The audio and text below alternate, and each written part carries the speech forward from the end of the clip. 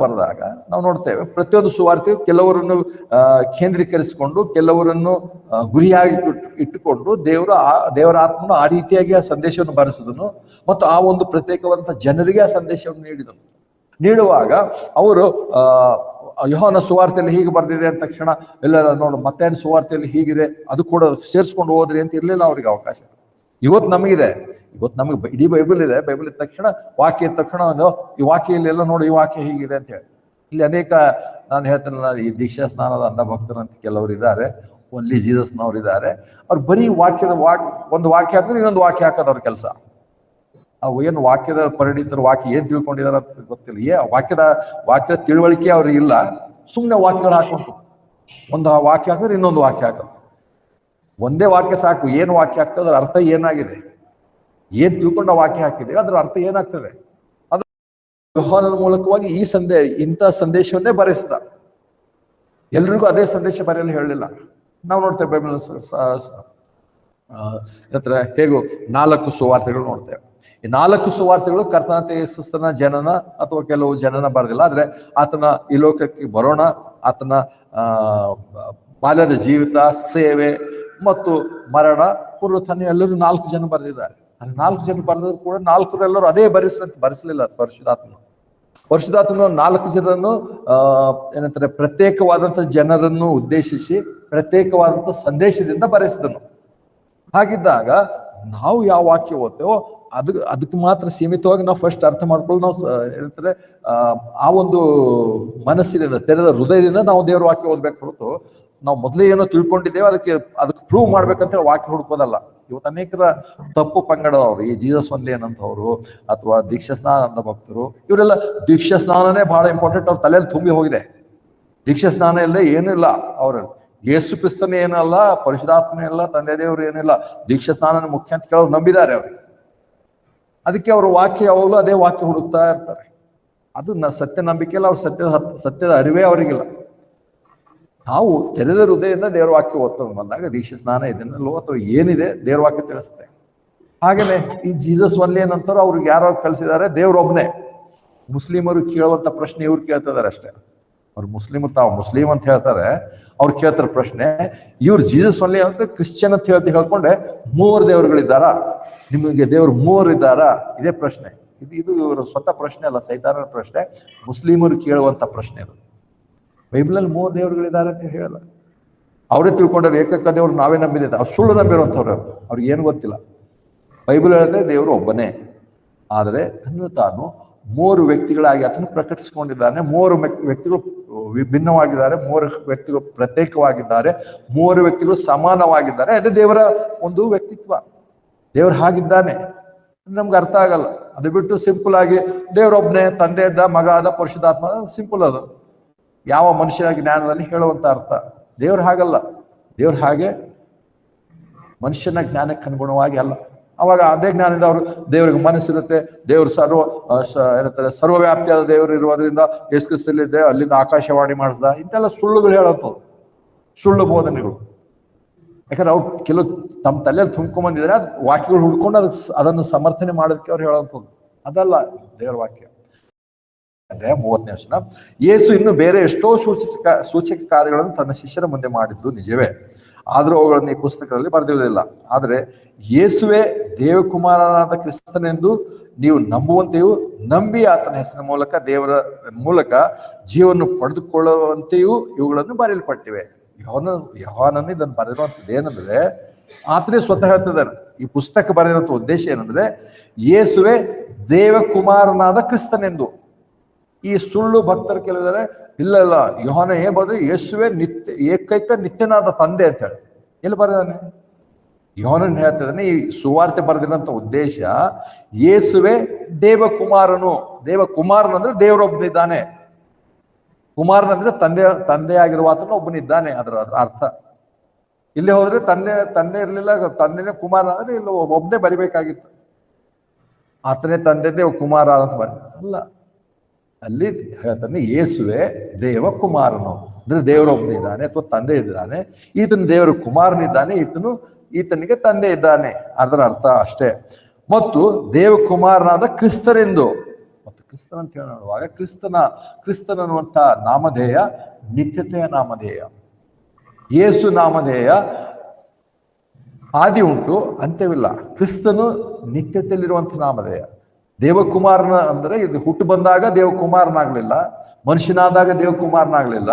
ಕ್ರಿಸ್ತನು ಅಂದ್ರೆ ಯಾವಾಗಲೂ ಇರುವ ಆತನು, ನಿತ್ಯವಾಗಿರುವ ಆತನು, ನಿತ್ಯವಾಗಿ ತಂದೆ ಆಗಿರಲಿಲ್ಲ, ನಿತ್ಯವಾಗಿ ದೇವಕುಮಾರನಾಗಿರುವ ಆತನೇ. ಅದನ್ನು ನಂಬ್ರಿ ಅಂತೇಳಿ ಯೋಹಾನನು ಈ ಸುವಾರ್ತೆಯನ್ನು ಬರೆಸಿದ್ದಾನೆ. ಅದನ್ನು ಬಿಟ್ಟು ಮತ್ತೆ ಅವರು ಇಲ್ಲ ಯೋಹಾನ ಸುವಾರ್ತೆಯಲ್ಲಿ ಹೀಗಿದೆ, ಯೋಹಾನ ಸುವಾರ್ತೆಯಲ್ಲಿ ವಾಕ್ಯ ಇಲ್ಲ ಮತ್ತೆ ಸುವಾರ್ತೆಯಲ್ಲಿ ಹೀಗಿದೆ, ಇಲ್ಲ ಏಷ್ಯಾನ ಗ್ರಂಥದಲ್ಲಿ ಹೀಗಿದೆ, ಅವೆಲ್ಲ ಇದೆ ಅಪ್ಪ. ಈ ಯೋಹಾನ ಸುವಾರ್ತೆ ಬರೆದ್ರೆ ಫಸ್ಟ್ ಇದು ಯಾರಿಗೆ ಬರೆದ್ರೆ ಏನ್ ಬರೆದ್ರೆ ಅದನ್ನು ಓದಿ ಅರ್ಥ ಮಾಡ್ಕೋಬೇಕಾಗಿದೆ ಮೊದಲು. ಸೊ ಯೋಹಾನ ಸುವಾರ್ತೆಯಲ್ಲಿ ಯೇಸುವೆ ದೇವಕುಮಾರನು ಕ್ರಿಸ್ತನೆಂದು ತಿಳಿಯಪಡಿಸೋದಕ್ಕೋಸ್ಕರ ಈ ಸಂದೇಶ ಬರೆದಿದೆ. ಆತನ ಯಾವ ಉದ್ದೇಶದಿಂದ ಬರೆದ ಅಷ್ಟು ಅರ್ಥ ಮಾಡ್ಕೊಂಡು ಸಾಕು. ಇಲ್ಲ ಯೇಸು ಕ್ರಿಸ್ತನು 10ನೇ ಅಧ್ಯಾಯದಲ್ಲಿ ಹೀಗೆ ಹೇಳಿದ್ದಾನೆ, 17ನೇ ಅಧ್ಯಾಯದಲ್ಲಿ ಹೇಳಿದ್ದಾನೆ, ನಾನು ತಂದೆ ಒಂದೇ ಆಗಿದ್ದೇವೆ ಹಾಗೆ ಹೇಳಿದ್ದಾನೆ. ಇಲ್ಲಿ ಯೋಹಾನನ್ ಸ್ವತಃ ಹೇಳ್ತಾನೆ ಬರೆದಿರೋಂಥ ದೇವಕುಮಾರದೇ ಸಾಬೀತು ಮಾಡಕ್ ಬರ್ದಿದ್ದಾನೆ ಅಂತ ಹೇಳಿ. ಹಾಗೇನಂದ್ರೆ ಈತನೇ ನಿತ್ಯನ ತಂದೆ ಅಂತ ಬರಿಬೇಕಾಗಿತ್ತು. ಇಲ್ಲ, ಇವರು ಹುಡ್ಕೊಂತದ್ದು. ಯೋಹಾನು ಸ್ವತಃ ದೇವರಾತ್ಮನು ಯೋಹಾನಿಗೆ ತಿಳಿಸಿದ್ದಾನೆ, ದೇವರಾತ್ಮನು ಏನು ತಿಳಿಸಿದಾನೋ ಯೋಹಾನ ಅದನ್ನ ಹೇಳ್ತಾನೆ. ಈ ಒಂದು ಯೋಹಾನನ ಸುವಾರ್ತೆ ಬರೆದಿರುವಂಥ ಉದ್ದೇಶ ಯೇಸು ದೇವಕುಮಾರನಾದಂಥ ಕ್ರಿಸ್ತನೇ ಅಂತ ಹೇಳಿ. ಅದಕ್ಕೆ ಹೇಳ್ತಾನೆ ಈ 35 ಆದ್ರೆ ಯೇಸುವೆ ದೇವಕುಮಾರನಾದ ಕ್ರಿಸ್ತನೆಂದು ನೀವು ನಂಬುವಂತೆಯೋ, ನಂಬಿ ಆತನ ಹೆಸರಿನ ಮೂಲಕ ಜೀವನ ಪಡೆದುಕೊಳ್ಳುವಂತೆಯೋ ಇವುಗಳನ್ನು ಬರೆಯಲ್ಪಟ್ಟಿದೆ. ಇದು ಒಂದು ಸಂದೇಶ. ಹಾಗಂತ ತಕ್ಷಣ ಇದೇ ಸುವಾರ್ತೆನಾ? ಇದಕ್ಕೂ ಕೆಲವು ಆ ಹೆಸರಿನಲ್ಲಿ ಬರೀ ಹೆಸರಿನಲ್ಲಿ ಇಲ್ಲ, ಬರೀ ಹೆಸರಿನಲ್ಲಿ ಇಲ್ಲ. ಹೆಸರಿನಲ್ಲಿ ಇರೋದಾಗಿದ್ರೆ ಹುಟ್ಟದಾಗ ಯೇಸು ಅಂತ ಹೆಸರು ಬಂತಲ್ಲ ಸಾಕು. ಮತ್ತೆ ಯಾಕೆ ಆತನ ಶಿಲುಬೆ ಯಜ್ಞದ ಕಾರ್ಯ ಯಾಕೆ ಬೇಕಾಗುತ್ತೆ? ಹೆಸರಿನಲ್ಲೇ ಎಲ್ಲ ಇರೋದಾಗಿದ್ರೆ ಯೇಸು ಕ್ರಿಸ್ತನ ಬೇರೆ ಕಾರ್ಯಗಳೇ ಬೇಕಾಗಿರ್ಲಿಲ್ಲ. ಯೇಸು ಹುಟ್ಟದಾಗ ಯೇಸು ಹೆಸರಿಟ್ರಲ್ಲ ಸಾಕು. ಯೇಸು ಈ ಸಮಯದಲ್ಲಿ ಆಯ್ತು ಇಷ್ಟ ನೋಡ್ತೀವಿ. ಅದಕ್ಕೆ ನಾವು progressive revolution of the word of god ಅಂತ ನೋಡ್ತೇವೆ. ದೇವರ ವಾಕ್ಯ ಪ್ರಗತಿ ಪಥದಲ್ಲಿ ತಿಳಿಸ್ಕೊಂಡು ಹೋದ ದೇವರು. ಒಂದೇ ಸರಿ ಯೋಹಾನನಿಗೆ ಎಲ್ಲಾ ತಿಳಿಸಲಿಲ್ಲ, ಪೇತ್ರನಿಗೆ ಎಲ್ಲಾ ತಿಳಿಸಲಿಲ್ಲ, ಯಾಕೋಬನಿಗೆ ಎಲ್ಲ ತಿಳಿಸಿಲ್ಲ. ಅದಕ್ಕೆ ಪೇತ್ರನ ಎಲ್ಲ ತಿಳ್ತ ಅಪೊಸ್ತಲರ ಕೂತಲ್ಲಿ ಪೇತ್ರ ಮಾಡಿದೆಲ್ಲ ನಾವು ಮಾಡ್ತೇವೆ ಅಂದ್ರೆ ಪೇತ್ರನಿಗೂ ಸ್ಪಷ್ಟವಾಗಿ ದೇವರಾತ್ಮನಲ್ಲಿ ಎಲ್ಲ ತಿಳಿಸಲಿಲ್ಲ. ಅದಕ್ಕೆ ಮುಂದೆ ನೋಡ್ತೇವೆ ಪರಿಪೂರ್ಣವಾದಂಥ ಸಂದೇಶ ಪೌಲನ ಮುಖಾಂತರ ಅದನ್ನು ಇನ್ನೂ ಬರಬೇಕಾಗಿರುವಂಥ ದೇವರ ಪ್ರಕಟಣೆ ಪೌಲನ ಮುಖಾಂತರ ತಿಳಿಸಿ ಸಭೆಗೆ ಬೇಕಾಗಿರುವಂಥ ತಿಳಿಸಿ ಅದನ್ನು ಮುಗಿಸ್ಬಿಟ್ಟ. ಅಥವಾ ಪರಿಪೂರ್ಣವಾದನ್ನು ಕೊಟ್ಟ, ಅಲ್ಲಿಗೆ ಮುಗಿದೋಯ್ತು. ಅದರ ನಂತರ ಮತ್ತೆ ಪ್ರಕಟಣೆ ಇಲ್ಲ, ಪ್ರವಾದನೆ ಇಲ್ಲ, ಯಾವ ಕನಸುಗಳು ಯಾವ ದರ್ಶನಗಳು ಇಲ್ಲ. ದೇವರ ವಾಕ್ಯದಲ್ಲೆಲ್ಲ ಬರೆದು ಕೊಡಲ್ಪಟ್ಟಿದೆ. ಹೀಗಿರುವಾಗ ಯೋಹಾನನು ಸ್ವತಃ ಹೇಳ್ತಿದ್ದಾನೆ ಬರೆದಿರುವಂಥ ಸುವಾರ್ತೆ ಬರೆದಿರುವಂಥ ಉದ್ದೇಶ ಎಷ್ಟು. ಇವರಿಗೆ ಯೆರೂಸಲೇಮಿಗೆ ನಾನು ಹೋಗ್ತೇನೆ, ನಾನು ಅನ್ಯರ ಕೈಗೆ ಒಪ್ಪಿಸಲ್ಪಡ್ತೇನೆ, ದುಷ್ಟರ ಕೈಗೆ ಒಪ್ಪಿಸಲ್ಪಡ್ತೇನೆ, ನನಗೆ ಅವಮಾನ ಮಾಡ್ತಾರೆ, ನನ್ನ ಸಾಯಿಸ್ತಾರೆ, ಅದು 3 ದಿವಸ ನಾನು ಎಬ್ಬಿಸಲ್ಪಡ್ಬೇಕಂದ್ರೆ ಶಿಷ್ಯರಿಗೆ ಎಲ್ಲ ಅದು ಬ್ಲೈಂಡ್. ಇನ್ನು ಅವ್ರಿಗೆ ಯಾಕೆ ಹೋಗ್ತಾನೆ, ಯಾಕೆ ಸಾಯ್ತಾನೆ, ಸಾಯೋದ್ರಿಂದ ಏನಾಗುತ್ತೆ ಅವ್ರಿಗೆ ಗೊತ್ತಿಲ್ಲ. ಆದ್ರೆ ಪೇತ್ರನ ಮಾತು ಮತ್ತೇನು ಸುವಾರ್ತೆ 16ನೇ ಅಧ್ಯಾಯದಲ್ಲಿ ನೋಡ್ತೇವೆ, ಕರ್ತನೇ ನೀನು ಅದು ಮಾಡಲೇಬಾರದು, ಏನ್ ಸಾಯ್ತಂತೇಳಿ ಸಾವು ಬಗ್ಗೆ ಮಾತಾಡ್ತಿದ್ದಿ ಅಂದ್ರೆ ಪೇತ್ರನಿಗೇನು ನೀನಾದ್ರೂ ಇವಾಗ ಅರಸನಾಗ್ಬೇಕು, ನಮ್ಗೆಲ್ಲ 12 ಜನಕ್ಕೆ ನೀನು ಸಿಂಹಾಸನ ಮಾಡ್ತೇನೆ ಅಂತ ಹೇಳಿದಿ, ನೀನೇ ಹೋಗಿ ಸಾಯ್ತೇನೆ ಅಂತ ಹೇಳಿ ಸಾವಿನ ಬಗ್ಗೆ ಮಾತಾಡೋದು ನಾವೇನ್ ಮಾಡ್ಬೇಕು? ಇಲ್ಲ ಆಗ್ಲೇಬಾರ್ದು ಅಂತ ಹೇಳ ಕರ್ತನ ಅದೇ ಪೇತ್ರನಿಗೆ ಖಂಡಿಸ್ತಾ ಬೈತಾನೆ, ಸೈತಾನನೇ ಹಿಂದಕ್ಕೆ ಹೋಗು, ತೊಲಗಿ ಹೋಗು. ಅದೇ ಸ್ವಲ್ಪ ವಚನಗಳಿಗೆ ಮುಂಚೆ ಹೇಳ್ತಾನೆ ಪೇತ್ರನು, ನೀನೇ ಅಲ್ಲಿ ಕೂಡ ಆತ್ಮೀಯ ಹೇಳ್ತಾನೆ, ನೀನೇ ದೇವಕುಮಾರನು ಕ್ರಿಸ್ತನು, ಬರಬೇಕಾದ ಜೀವಕುಮಾರನು ಕ್ರಿಸ್ತನು, ನಿನ್ನಲ್ಲಿ ಜೀವವಾಕ್ಯಗಳುಂಟು, ನಿನ್ನನ್ನು ಬಿಟ್ಟು ನಾವು ಯಾರ ಬಳಿಗೆ ಹೋಗೋಣ ಅಂತ ಹೇಳ. ಅವಾಗ ಕರ್ತನೆ ಹೇಳ್ದ, ಓ ಪೇತ್ರನೇ ಒಳ್ಳೇದು, ನೀನು ಬಹಳ ತಿಳ್ಕೊಂಡು ಹೇಳಿಲ್ಲ, ದೇವರು ನಿನಗೆ ಈ ಸಂಗತಿ, ನನ್ನ ತಂದೆಯು ನಿನಗೆ ಸಂಗತಿಯನ್ನು ತಿಳಿಸಿದ್ದಾನೆ ಅಂತ ಹೇಳೋದು. ಅಲ್ಲಿ ಕೂಡ ಹೇಳ್ತಾನೆ ನನಗೆ ತಂದೆ ಇದ್ದಾನೆ ಅಂತ ಹೇಳಿ. ಈ ಕೆಲವು ಅಂಧ ಭಕ್ತರು ಅಲ್ಲಿ ತಂದೆನೂ ಇಲ್ಲ, ಯೇಸುವೆ ತಂದೆ ಎಲ್ಲ ಯಾವ ವಾಕ್ಯ ಹೇಳ್ತಾ ಇದೆ? ಅಲ್ಲಿ ಕೂಡ ಹೇಳ್ತಾನೆ ನನ್ನ ತಂದೆ ನಿನಗೆ. ಯಾವಾಗಲೂ ಕರ್ತನಂತೆ ಯೇಸುಕ್ರಿಸ್ತನೇ ಸ್ವತಃ ನನಗೆ ತಂದೆ ಇದ್ದಾನೆ, ನಾನು ಕುಮಾರನಾಗಿದ್ದೇನೆ. ಇವ್ರು ಇಲ್ಲ ಯೇಸುಗೆ ತಂದೆನೇ ಅಲ್ಲ, ಇವ್ರು ಹೇಳೋದು, ಇವ್ರು ನಿರ್ಧಾರ ಮಾಡೋದು, ಆತನೇ ಆ ಸಂಗತಿಗಳು. ಹಾಗಿರುವಾಗ ಇಲ್ಲಿ 20ನೇ ಅಧ್ಯಾಯ ಕೊನೆ ಭಾಗ ಬಂದಾಗಲೂ ಈ ಸುವಾರ್ತೆ ಉದ್ದೇಶ ಇಷ್ಟೇ ಆಗಿದೆ. ಅಂದಿನ ಜನಕ್ಕೆ ಮತ್ತು ವಿಶೇಷವಾಗಿ ಇವರೆಲ್ಲರೂ ಯಾರು? ಇವರೆಲ್ಲರೂ ಯಹೂದ್ಯರಿಗೆ ಇಸ್ರೇಲರಿಗೆ ಬರೆದಿರುವಂಥ ಸಂಗತಿಗಳಾಗಿರೋ ಹೊರತು ಅನ್ಯರಾದಂಥ ನಮಗೆ ಯಾವುದೂ ಬರೆದಿಲ್ಲ. ಈ ಒನ್ಲಿ ಜೀಸಸ್ ಗುಂಪಿನವ್ರಿಗೂ ಬರೆದಿಲ್ಲ, ಈ ದೀಕ್ಷಾ ಸ್ನಾನ ಅಂಧ ಭಕ್ತರಿಗೂ ಬರೆದಿಲ್ಲ, ಅಥವಾ ಇಂಡಿಯಾದಲ್ಲಿರುವಂಥ ನಮ್ಗೆ ಯಾರಿಗೂ ಈ ಸಂಗತಿಗಳು ಅಲ್ಲಿವರೆಗೂ ಇನ್ನೂ ಬರೆದಿಲ್ಲ.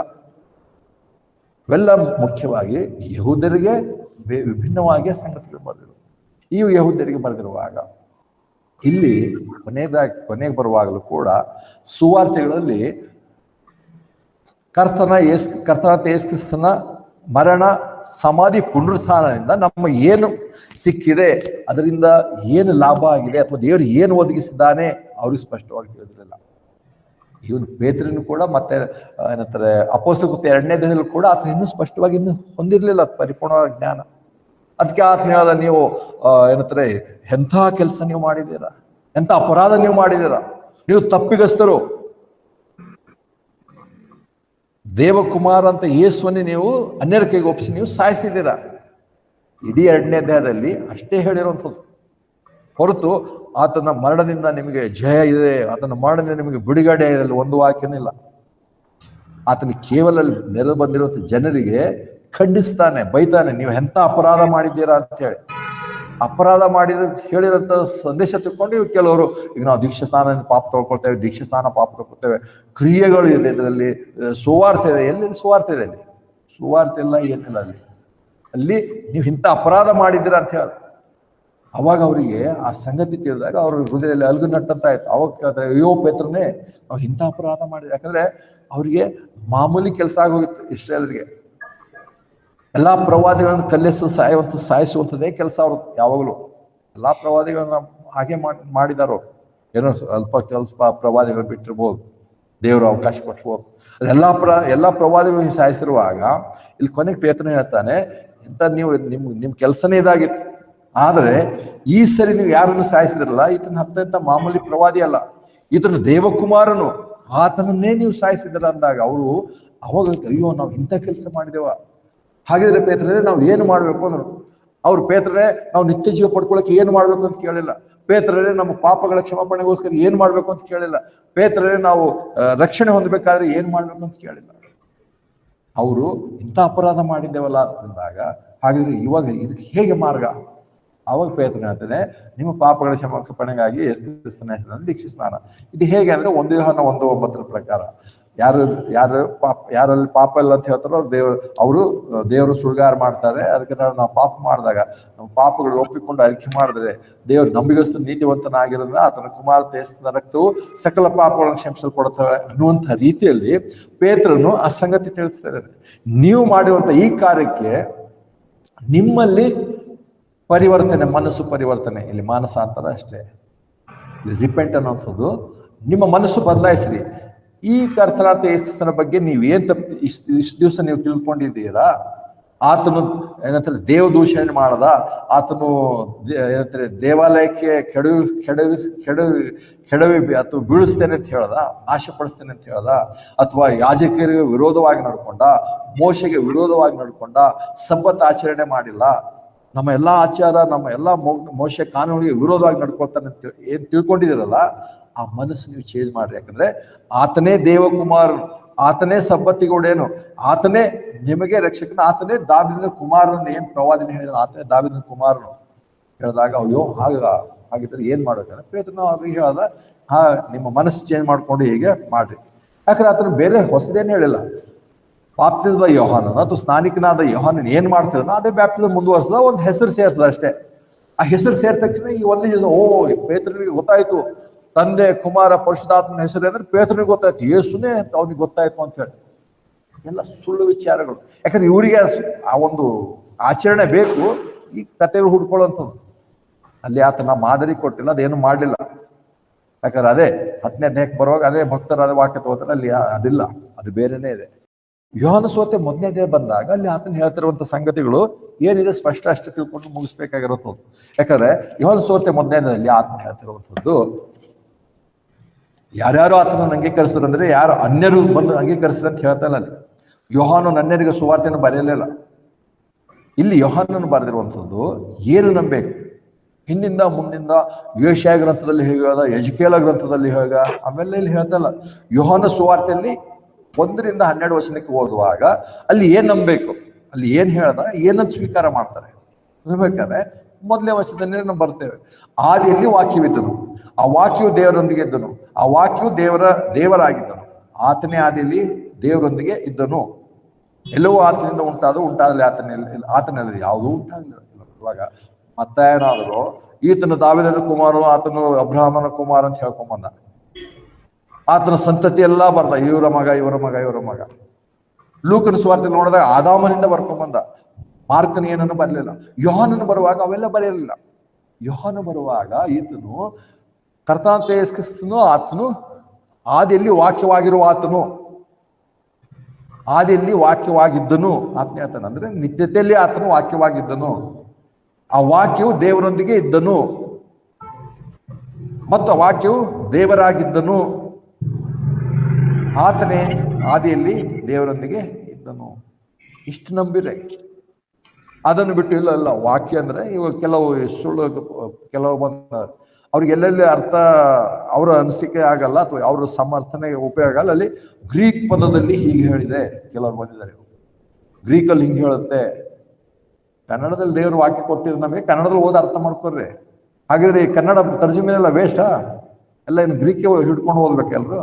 ಯಾರು ಇಂಥ ಸುಳ್ಳು ಕೆಲವು ಭಾಷೆಗಳು ಏನು ಅರ್ಧಂಬರ್ಧ ಅವಕ್ಕೆ ಏನು ಗೊತ್ತಿರಲ್ಲ, ಎಲ್ಲ ಡಿಕ್ಷನರಿನೋ ಗೂಗಲಲ್ಲಿ ಓದಿ ಪದ ಹಿಂಗಿದೆ ಅಂತ ಹೇಳಿ. ಯಾಕಂದ್ರೆ ಅವ್ರು ಸುಳ್ಳಿಗೆ ಸಮರ್ಥನೆ ಮಾಡಕ್ಕೆ ಅಂತ ವಾಕ್ಯ ಗ್ರೀಕಲ್ಲಿ ಹಿಂಗಿದೆ.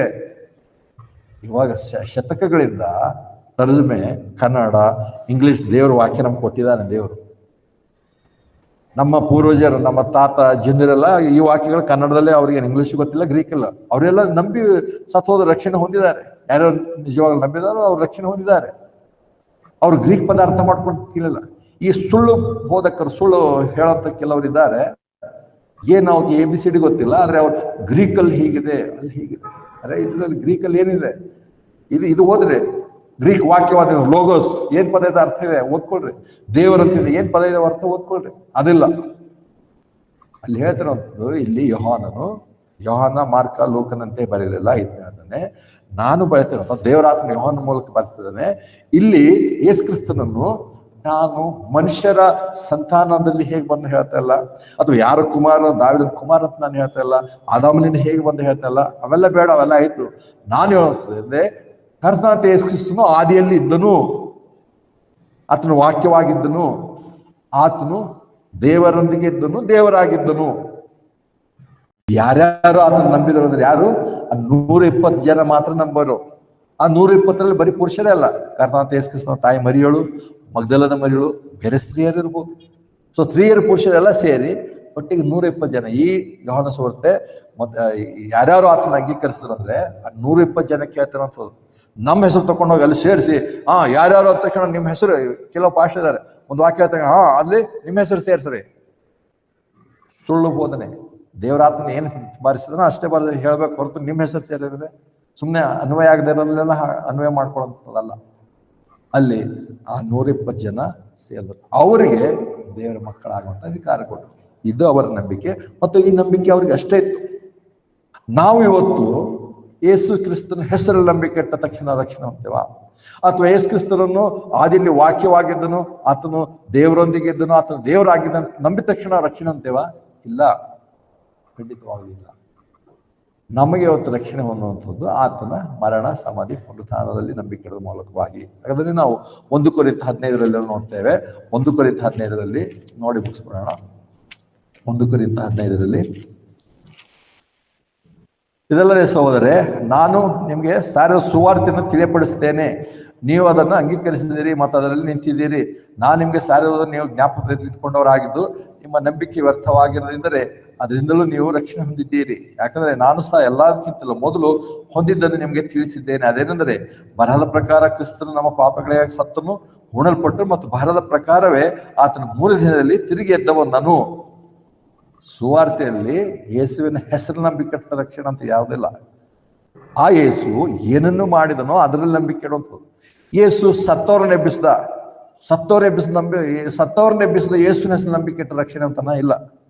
ಯೇಸು ಕುಂಟ್ರೆ ಎಡ್ಡು ನಡೆದಾಡುವಂತೆ ಮಾಡ್ದ, ಸ್ವಸ್ಥಪಡಿಸುವಂತ ಯೇಸುವನ್ನು ನಂಬತೆ ಅಂತ ರಕ್ಷಣೆ ಹೊಂತಾರ? ಅದು ಸುವಾರ್ತೆ ಅಲ್ಲ. ಸುವಾರ್ತೆ ಏನು? ನಮ್ಮ ಪಾಪಗಳಿಗೋಸ್ಕರ ಬರಹಗಳ ಪ್ರಕಾರ ಸತ್ತನು, ಉಣಲ್ಪಟ್ಟನು, ಬರಹಗಳ ಪ್ರಕಾರವೇ ಆತನು ಸತ್ತೊಳಗೆ ಎದ್ದು ಬಂದನು. ಅದನ್ನು ನಂಬುವವರಿಗೆ ರಕ್ಷಣೆ ಇವತ್ತು. ಅದು ಸುವಾರ್ತೆ. ಇವತ್ತು ಚರ್ಚ್ನ ವಿಶ್ವಾಸ ಆ ಸುವಾರ್ತೆ. ಯೋಹಾನ ಸುವಾರ್ತೆ 1ನೇ ಅಧ್ಯಾಯದಲ್ಲಿ ಯಾವುದು ಇಲ್ಲ. ಅದು ಸುವಾರ್ತೆಯೂ ಅಲ್ಲ. ಅದು ಅಲ್ಲಿರುವಂತ 120 ಜನರಿಗೆ ಅದು ಸೀಮಿತವಾಗಿದೆ. ಅದನ್ನು ನಂಬುದ್ರು, ಅವ್ರಿಗೆ ಅಷ್ಟೇ ಇತ್ತು. ಯಾಕಂದ್ರೆ ದೇವರ ರಾಜ್ಯದ ಸುವಾರ್ತೆ ಕೃಪೆ ಸುವಾರ್ತೆಗೂ ವ್ಯತ್ಯಾಸ ಉಂಟು. ನಾವು ಮುಂದಿನ ದಿವಸಗಳು ನೋಡ್ತೇವೆ. ದೇವರ ರಾಜ್ಯ ಸುವಾರ್ತೆ ಕುರಿತು ನಾವು ಹಿಂದೆ ನೋಡಿದ್ದೇವೆ. ದೇವರ ರಾಜ್ಯದ ಸುವಾರ್ತೆಯಲ್ಲಿ ಶಿಲುಬೆಯ ಕಾರ್ಯ ಕರ್ತನ ತೀರಿಸಿದ ಮರಣ ಸಮಾಧಿ ಪುನರುತ್ಥಾನ ಅಲ್ಲಿಲ್ಲ. ಅದು ಕೇವಲ ನೀವು ತಪ್ಪು ಮಾಡಿಬಿಟ್ರೆ, ಶಿಲುಬೆ ಕಾರ್ಯ ಪೇತ್ರನ ಪ್ರಕಾರ ನೀವು ತಪ್ಪು ಮಾಡಿದ್ದೀರಾ ಅಷ್ಟೇ ಉಂಟು. ಈ ಕೆಲವು ಅಂಧ ಭಕ್ತರು ಅದರಲ್ಲೇ ಇದ್ದಾರೆ, ಅದರಲ್ಲಿ ಏನೋ ಹುಡುಕ್ತಾ ಇರ್ತಾರೆ. ಮತ್ತೆ ಆ ಪ್ರವಾದಿ ಹೇಳ್ದ, ಈ ವಾಕ್ಯ ಹೇಳ್ದ, ಅದಲ್ಲಿಗೆ ಸೀಮಿತವಾಗಿದೆ, ಅದಕ್ಕಿಂತ ಮುಂದೆ ಬನ್ರಿ. ಮುಂದೆ ಬಂದಾಗ ಅಲ್ಲಿ ನಮಗೆ ಸುವಾರ್ತೆ ಸಿಗುತ್ತೆ. ಕರ್ತನ ಸತ್ತಿದ್ದೆ ಯಾಕೆ, ಕರ್ತನ ಮರಣ ಯಾಕೆ, ಆತನ ಏನಂತಾರೆ ಸಮಾಧಿ ಪುನರುತ್ಥಾನದ ಫಲ ನಮ್ಗೆ ಏನು ಉಂಟಾಗುತ್ತೆ, ಏನು ನಂಬಬೇಕು, ಅದನ್ನು ತಿಳಿಸಿದಾಗ ನಮ್ಗೆ ರಕ್ಷಣೆ ಆಗುತ್ತೆ. ಅದಕ್ಕೆ ಯಾರು ಆದಿಯಲ್ಲಿದ್ದನು, ಆತನೇ ಕರ್ತನಾದ ಯೇಸು ಕ್ರಿಸ್ತನು. ಆತನ ತಂದೆ ಆಗಿರ್ಲಿಲ್ಲ.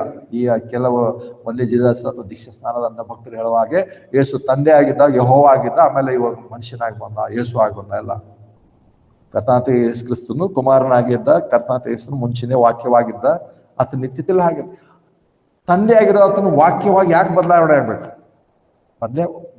ಬದಲಾಯಿಸುವಂತ ಪಾತ್ರವಾದ್ರೆ ಏನು ಅವಶ್ಯಕತೆ ಇಲ್ಲ, ಯಾಕಾಗ್ಬೇಕು? ಆಯ್ತಪ್ಪ ಅವ್ರು ಹೇಳೋ ಪ್ರಕಾರ ಹೇಳಿದ್ರೆ ಅದು ವಿವರಿಸ್ಬೇಕು. ಅವ್ರು ತಂದೆ ಆಗಿದ್ದ, ಈಗ ಆತನೇ ಮಗ ಆದ, ಯಾಕೆ ಮಗ ಆಗ್ತಾನೆ? ತಂದೆ ಆಗಿರುವ ಆತನ ಮಗ ಯಾಕೆ ಚೇಂಜ್ ಆಗ್ಬೇಕು?